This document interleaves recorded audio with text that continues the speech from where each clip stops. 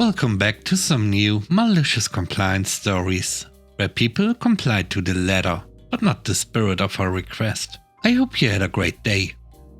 The first story is called Don't Work Here Anymore. I started working at a hotel in the engineering department in the early 2000s. Because I had some computer experience, I naturally became the on-site tech guy. 4 years go by, and I have given 2 months notice.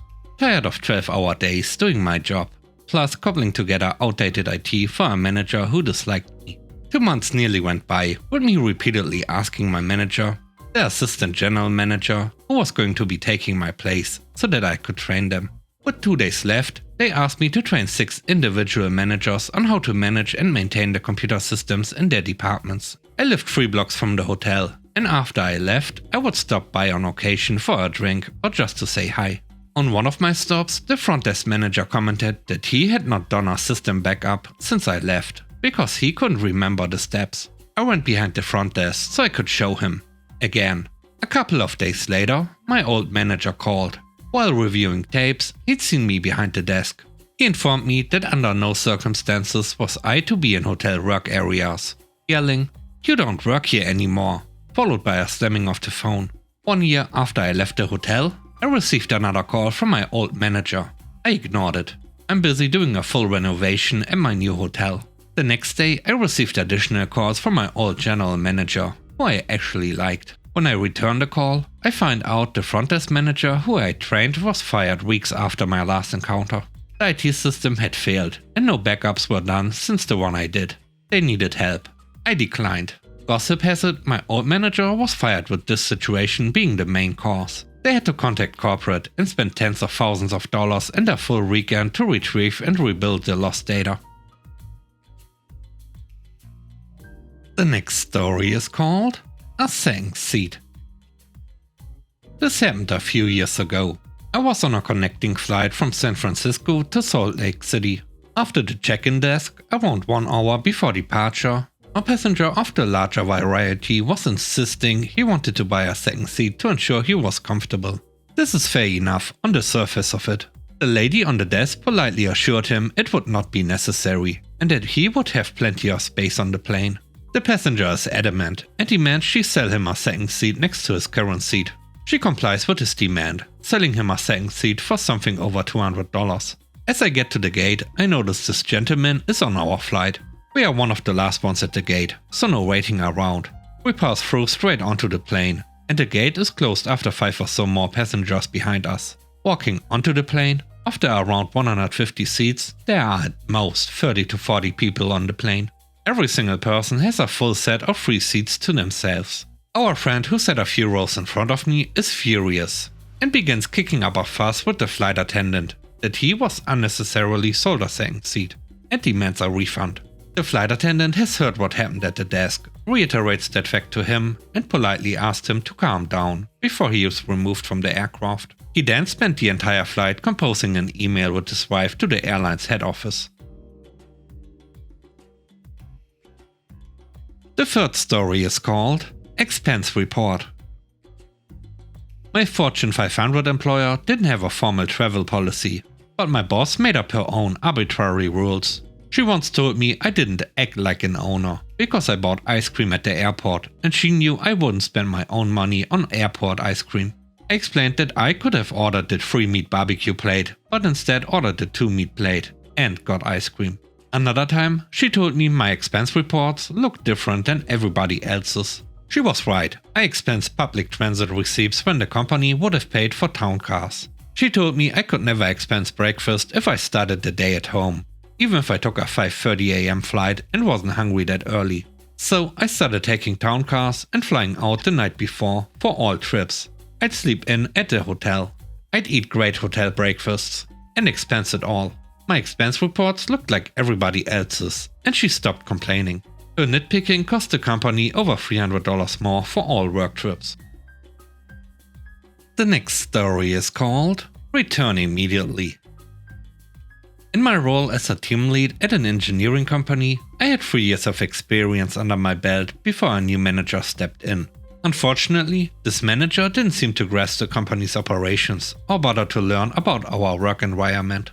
One day, a significant training session was scheduled with a client in a city located around 1,000 kilometers away. To make sure we were all well prepared, my colleague and I took a flight the previous night, aiming to be at the client's office by the 8 AM start time. On the day of the training, we arrived promptly at 8 AM, joining representatives from other firms in the conference room. However, as the minutes ticked by, it became evident that something was amiss. 8:30 AM came and went, followed by 9 AM, and then 9:30 AM. Feeling increasingly puzzled, we decided to step out and ask reception about the delay. It wasn't until 11 AM that we learned the unfortunate truth. The trainer had fallen ill, and the training session had been cancelled. With a mix of disappointment and determination, my colleague and I swung into action. I called up the airline to rearrange our flights, while my colleague contacted the hotel. The hotel graciously allowed us to stay an extra day without any additional charges, and the airline accommodated our flight changes without penalties. In a twist of fate, we managed to salvage the situation by arranging a dinner with local colleagues and even getting some client project managers to join us. Armed with our well-devised plan, I reached out to my former boss to fill him in. He agreed with our approach, but reminded me to loop in the new manager. And here's where the story takes a turn. When we informed the new manager of our strategy, he reacted in a rather explosive manner. It seemed like he was more interested in yelling than in listening to our explanations. Despite our attempts to clarify the situation, he insisted that we return immediately, showing no willingness to understand our point of view. It was at this juncture that we decided to comply, but with a twist. We went to the hotel, checking out by 4 PM. They charged us for another night, which we accepted with a resigned nod. At the airport, the airline informed us about the additional fee for changing our flights, which we accepted with a knowing smile. To our surprise, the airline then announced a delay due to a technical issue with the plane.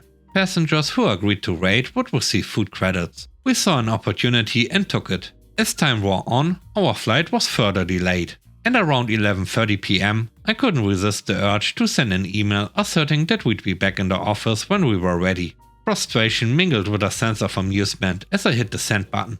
We finally made it home around 1:30 AM the next day, a journey that cost the company extra money and disrupted our local meetings, which could have salvaged the situation. The following day brought a face-to-face encounter with the new manager. He summoned me to his office and began berating me for our actions, but I stood my ground, calmly explaining our decisions and the circumstances that led to them. Slowly his demeanor shifted from aggression to understanding as he began to grasp the bigger picture.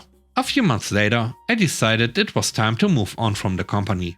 During my farewell, the manager approached me and awkwardly asked if our strained relationship played a role in my decision. Without hesitation, I looked him in the eye and confirmed that it was indeed a main factor. Although it made for an uncomfortable farewell lunch, it was a satisfying moment. The fifth story is called Prove Myself. I used to work as a business analyst for a large multinational construction materials company. I was a good employee. They were a great employer. I had been given 2 promotions in my time there and been moved to several domains in the IT department. I learned a lot. A role came up to be a senior business analyst within a new domain, and for various reasons I was denied the promotion. Not a big deal. I understood the reasons. I really did. I wasn't bitter.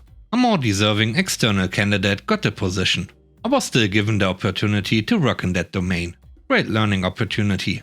A few successful projects later in the new domain, I asked if I could organically be promoted to a senior business analyst. And by successful delivery, I mean my business partner going to another director in IT who had a stake in that domain. Where has he been all of my life? So I had definitely done good, if not great. My manager spoke with my director, and the response was, well, he needs to prove himself. I had to laugh. Don't get me wrong again. My director was a great guy. After all, he did promote me twice and gave me the opportunity to learn all these various new domains of the business. Nothing against him. But this set me off. I would have been satisfied with, there's no budget this year. Or, I don't think I'll get approval for an in-place promotion. HR was one of the domains I supported, so I know how things go. So I kept learning the new domain and started applying for various jobs outside the company. It took a few months, but one role finally clicked. The new job offered vastly more money. Director wanted me to prove myself. I just proved my worth to another company. I got a 22k raise on my base and doubled my bonus percentage. My manager then comes and asks me, was there anything we could have done to keep you? Like make you a senior? Well, I only started looking because they said no to being promoted. Otherwise I was and still am happy here. The money is hard to turn down though. In hindsight, I am glad they denied me the promotion. I would have never left that company otherwise and not been on my current career trajectory.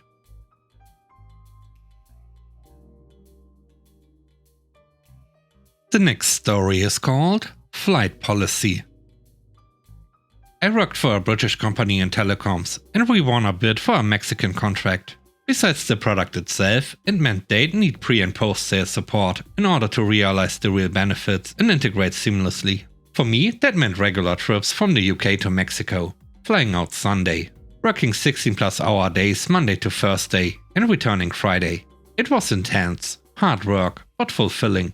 The first 3 of these trips went seamlessly, but before the 4th, the company changed its travel policy, stipulated economy class flights and took a day off the trips. They were told this would be counterproductive, but didn't want to hear it. We complied. I flew cattle.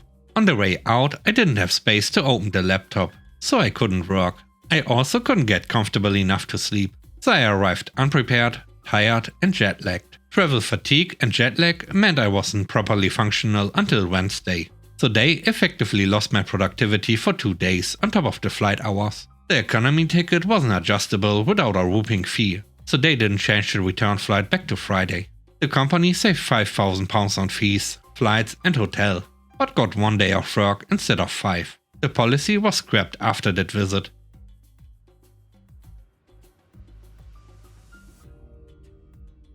The last story is called Wouldn't Fix It. Back in 2015, my cable company had terrible support. My cable modem would constantly reset itself and the technicians wouldn't help. The last one who came to my home was a jerk of a supervisor. He told me that they do not guarantee Wi-Fi connection, and if I had another technician come over, that I would be charged $50 an hour for wasting their time. I had a quad play at the time that included home security. What I did was not connect the home security unit to my Wi-Fi. Instead, I used the Wi-Fi that was included with the security device. They did not like this. Apparently, it was costing them too much money as the service provider of the home security was charging them money per hour, as the home security unit was using too much data. When they complained about me not using the home security device on the Wi-Fi of my router, I told them, why does it matter, since you do not guarantee Wi-Fi connection? Another supervisor came and actually found the issue and repaired it. And now my router doesn't reset itself anymore. The other supervisor actually apologized for the other supervisor's behavior. Gave me a big grin.